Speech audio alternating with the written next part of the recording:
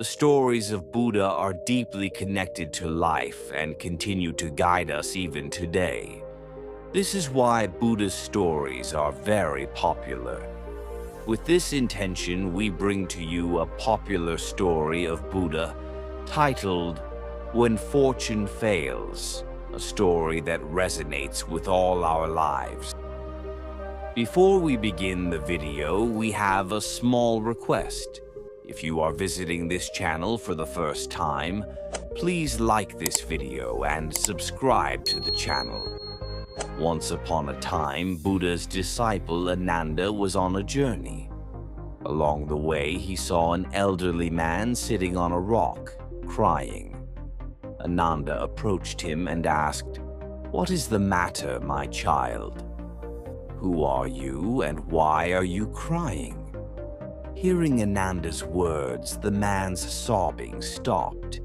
Wiping his tears, he replied, "I am an unfortunate merchant from a nearby village. Everything I do goes wrong. In my pursuit of business, I lost my wife's jewelry, and I have also lost my family. Even my house is mortgaged. I feel like I'm good for nothing. My fate is cursed." After listening to the man, Ananda said, "Who told you that your fate is cursed? Let me understand what is wrong with your destiny." The man explained, "I used to be a farmer, but every year I suffered losses. Either there would be a drought or the crops would be destroyed by too much rain. Frustrated, I decided to turn to business. I sold my wife's jewelry to start a business, but it failed.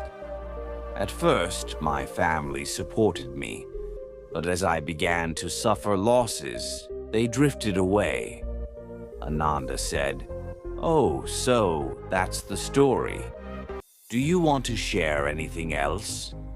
The man replied, "Not only does everything I do fail, but I also have a friend who constantly tries to belittle me. I don't know what to do." Ananda asked, "Do you get upset by your friend's words?"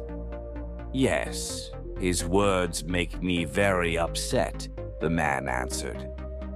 Ananda inquired further, "Are you upset about your own failures, or are you more bothered by your friend's success?" After thinking for a moment, the man said, "If I'm honest, I am more troubled by my friend's success than my own failure." "So, if your friend were to fail, would you be happy?" Ananda asked. "Yes, I would be very happy," the man replied. Ananda smiled and said, "This means that your happiness depends on your friend. If he wishes, he can make you happy, and if he wishes, he can make you sad. You can neither be happy nor sad on your own. You have become a slave to your friend. That's why nothing is going right for you." The man folded his hands and said, "Please don't say that, Master. Listening to you gives me some hope." Ananda said, "When we pin our hopes on someone else, we become dependent on them.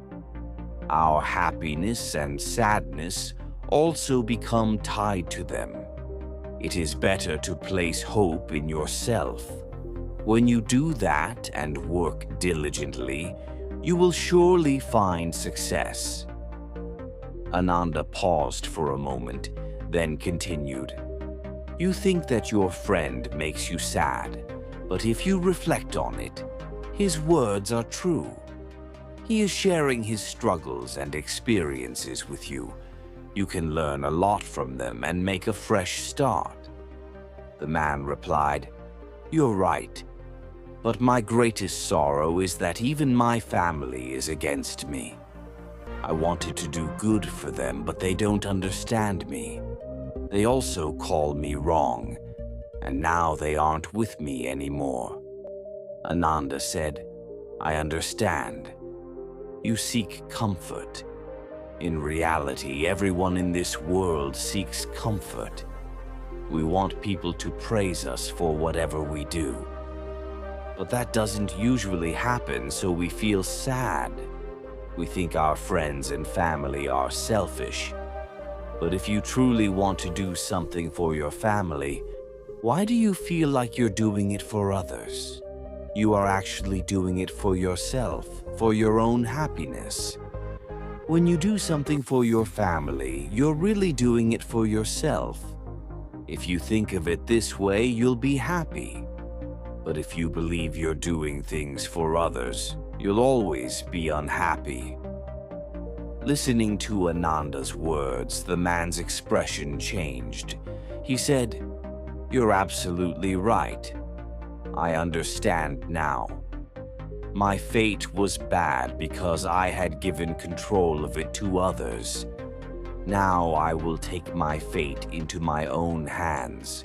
I will work hard, and I won't rest until I succeed." Hearing this, Ananda smiled and handed him a small box, saying, "Keep this box with you at all times. It holds a secret that will help you overcome even the greatest sorrow.